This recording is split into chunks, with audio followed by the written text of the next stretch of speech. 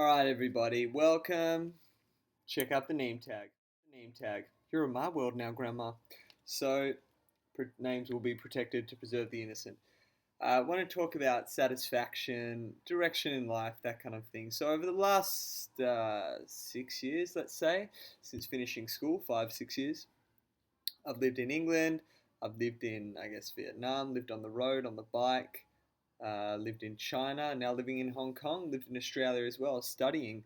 Did a gap year at school, very lucky to do that. And that just sort of gave me an idea of if I want to travel or what I want to do. And I guess that sort of started the idea of teaching without me even knowing it. Then did the university thing, and that was good in its own way. And people who don't promote university say you don't need to do university.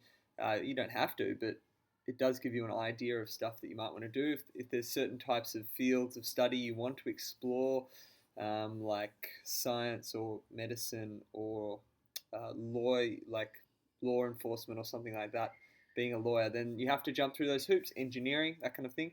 But there are lots of other alternative options you can do, trades and things like that. So it's not necessary if that's what you want to do. But for me, I was interested in science, so I gave that a crack. And now I'm not doing, now I'm teaching English, have been for the last year. So as long as you sort of stay authentic to yourself, even if that means switching career paths and trying different things when other people might be working towards a career or building up some experience in one certain field, it doesn't really matter. As long as you're happy and it's not harming anyone else, and even if it's helping other people, that's even better, then that's pretty much the main thing. So regardless of how many times you switch, or if people say that what you're doing is a waste of time or you could be doing something so much better, that's not what it's about.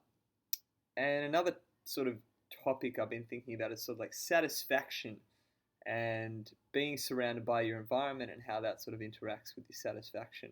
So if you're put in sort of a really poor area and you live in a really poor area, you're brought up poor background, then that's what you're used to, and you might be satisfied with a lot simpler things compared to wealthier people having more disposable income, being able to buy objects and things that they mightn't even really need or want that much. They just seem to get, and the satisfaction just sort of goes with that. They need more and more and more.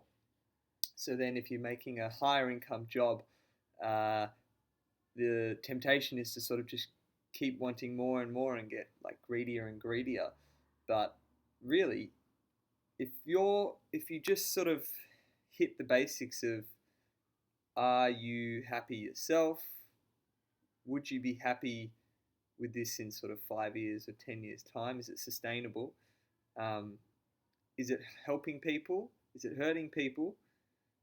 And that sort of philosophy of